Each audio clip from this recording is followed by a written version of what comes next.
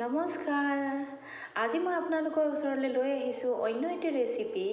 এই ৰেচিপিটো হৈছে ঘৰতে সহজভাৱে দুবিধ বস্তুৰে বনাব পৰা এবিধ সুন্দৰ মিঠাই। আৰু এই মিঠাইবিধ খাবলৈও খুব সোৱাদ হয় আৰু কম দামতো আপোনালোকে ঘৰতে বনাই ল'ব পাৰে। যিহেতু আমি মিঠাই খাই ভাল পাওঁ নহয় জানো, সেইকাৰণে আমি বজাৰৰ পৰা নানি কেতিয়াবা ঘৰতো বনাই খাবলৈ আমি যত্ন কৰিব লাগে। আৰু ঘৰত বনাই খোৱাৰ আমেজটোৱে বেলেগ নহয় জানো। যদিহে আমি ঘৰতো চেষ্টা কৰোঁ, মনটোও ভাল লাগে আৰু খুৱাইও ভাল লাগে আৰু খায়ো ভাল লাগে নহয় জানো। তো আহকচোন মই বনাওঁ কেনেকৈ বনাইছোঁ। এয়া হৈছে আটা। মই আটা লৈছোঁ 1 বাটি আৰু তাৰ আধা লৈছোঁ মই চুজি। লগতে লৈছোঁ মই এয়া কাজু আৰু এলমণ্ড। এইফালে হৈছে চেনি আপোনালোকৰ সোৱাদ অনুযায়ী আপোনালোকে ল'ব পাৰে দেই। এয়া হৈছে কেওৰা ৱাটাৰ মিঠাইৰ সুগন্ধিৰ কাৰণে দিয়া হয়। আৰু এয়া হৈছে জেল কালাৰে আপোনালোকে কালাৰ হিচাপে ব্যৱহাৰ কৰিব দেই। এয়া হৈছে মিঠাইৰ টিনটো। মিঠাইৰ টিন আমাক লাগে, নহ'লে আপোনালোকে কাঁহীটো ব্যৱহাৰ কৰিব পাৰে। এয়া আনফালে মই গেছ পাতি কেৰাহীত অকণমান ৰিফাইন দি 1 চামুচ ঘি দিম। এয়া ঘি মই 3 চামুচ ঘিৰ দ্বাৰাই এই মিঠাইটো বনাম। আপোনালোকে চাই যাব মই কেনেকৈ, কিন্তু গোটেই মিঠাইটো ঘিউৰ এটা ফ্লেভাৰে আহিব।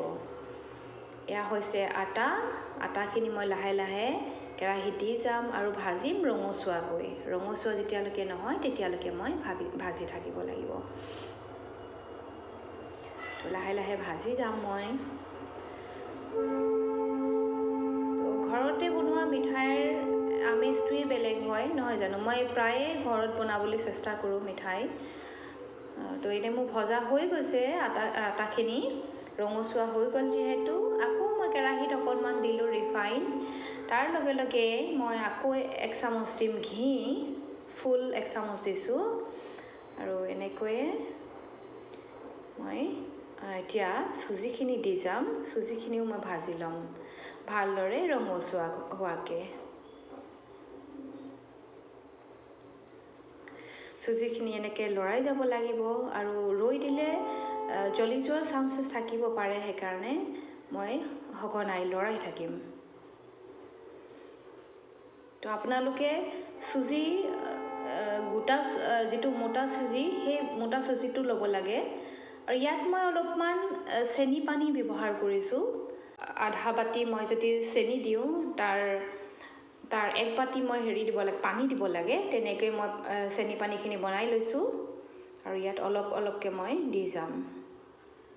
যিহেতু একেবাৰে মই চুজিখিনি ফুলাই নিদিওঁ, পানী একেবাৰে আমি যিহেতু হালোৱা যেনেকৈ খাওঁ তেনেকৈ আমি নিদিওঁ। যিহেতু আধা ফুলাকৈ মই চুজিখিনি ৰাখিম। এতিয়া চুজিখিনি ৰঙচুৱা হৈ গৈছে। এতিয়া মই দিম অকণমান কেওৰা ৱাটাৰ মাত্ৰ 3। এয়া হৈছে গাখীৰৰ মলাই। মই ডিপ ফ্ৰিজত ৰাখিছিলোঁ, গতিকে অকণমান টান হৈ আছে। এইখিনি মই এনেকৈ দি দিম। আপোনালোকে কোমলায়ো দিব পাৰে, কিন্তু মই খুব জলদি মই মিঠাইটো বনাব লগা হৈছে সেইকাৰণে। আৰু এয়া হৈছে চেনি গুড়াখিনি চেনিখিনি মই মিক্সিত পিচি ল'লোঁ। এতিয়া মই যিমান মিঠাইত এয়া হৈছে ইলাইচি, যিমান চেনি দৰকাৰ হয় মই সিমান দিম। ইলাইচিখিনিও মই তেনেকৈয়ে গুড়া কৰি লৈছোঁ। আৰু এতিয়া যিমান পাৰোঁ মই এইখিনি ৰঙচুৱাকৈ ভালদৰে ভাজি ল'বলৈ আৰু অলপমান চেষ্টা কৰিম। চেনিও মই আৰু অলপমান দি দিলোঁ। এতিয়া মই লাহেকৈ দিম এয়া অৰেঞ্জ জেল কালাৰ হয়। জেল কালাৰহে ব্যৱহাৰ কৰিব দেই, নহ'লে কিন্তু বেলেগ কালাৰ ব্যৱহাৰ কৰিলে হাততো লাগি ধৰা চান্স থাকে। মুখে চুখে খালেও মানে লাগি ধৰে কেতিয়াবা নহয় জানো। সেইকাৰণে জেল কালাৰ ব্যৱহাৰ কৰিব। অকণমান পানী মই দি লৰাই ল'ম, তাতে আৰু অলপমান পানী দিম। এতিয়া অলপমান দিছোঁ মই, আৰু অলপমান পানী দিম। এতিয়া পানী দিম মই। এতিয়া লাহে লাহে তাতে মই চেনি পানীয়ে ব্যৱহাৰ কৰিছোঁ। লাহে লাহে মই ইয়াত ৰংখিনি লাহে লাহে ঢালি যাম।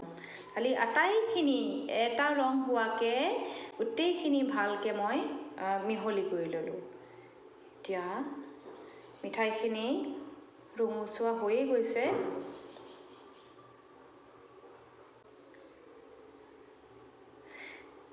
এতিয়া মই ইয়াত দিলো 1 চামুচ আকৌ ঘি টোটাল 3 চামুচ ঘি হৈ গ'ল এতিয়া মই ধুনিয়াকে এই মিঠাই টিনটোত মই অকণমান ঘি লগাই পেলাই গোটেইটোত হানি দিলো এতিয়া যিখিনি মিঠাইখিনি মই ইয়াতে দি যাম অলপকৈ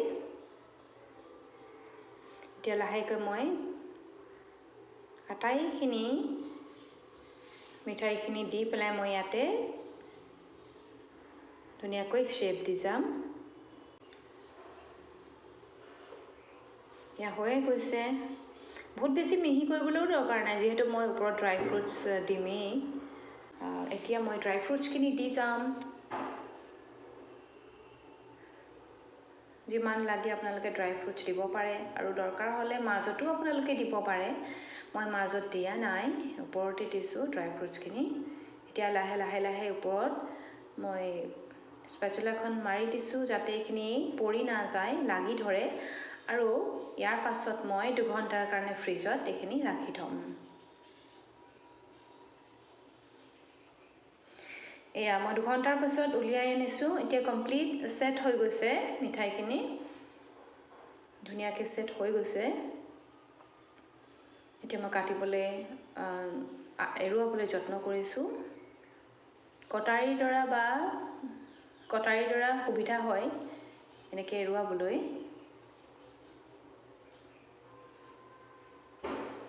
সুন্দৰভাৱে এৰি গৈছে চাওক এতিয়া মই ইয়াতে মিঠাইৰ আকাৰত কাটি ল'ম লাহে আপোনালোকৰ ইচ্ছা অনুযায়ী সৰু ডাঙৰ কৰিব পাৰে মই বহুত বেছি সৰু কৰা নাই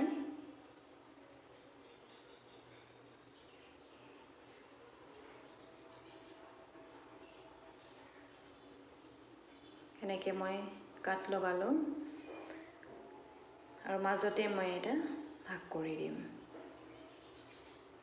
টান হৈ গ'ল কমপ্লিট ফ্ৰিজত ৰাখাৰ পাছত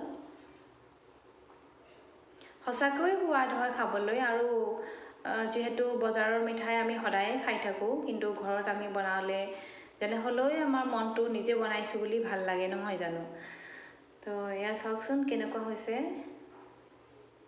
ভাল হৈছেনে বাৰু আশা কৰিছোঁ মোৰ ৰেচিপিটো আপোনালোকে ভাল পাইছে আৰু যদি আপোনালোকে সঁচাকৈ ভাল পাইছে তেতিয়াহ'লে লাইক আৰু কমেণ্ট এটাও কৰিবলৈ নাপাহৰিব আৰু যদি আপোনালোকৰ ফ্ৰেণ্ড সাৰ্কলো আছে ফ্ৰেণ্ড সাৰ্কলৰ লগতো আপোনালোকে শ্বেয়াৰ কৰিবলৈ নাপাহৰিব দেই আপোনালোকৰ মৰম আৰু আশীৰ্বাদ বিচাৰি ওচৰত আজি এই ভিডিঅ'টো সামৰিব ওলাইছোঁ আপোনালোকৰ মৰম আৰু আশীৰ্বাদ যেন সদায় থাকে মোৰ লগত তো আজিলৈ আহোঁ ধন্যবাদ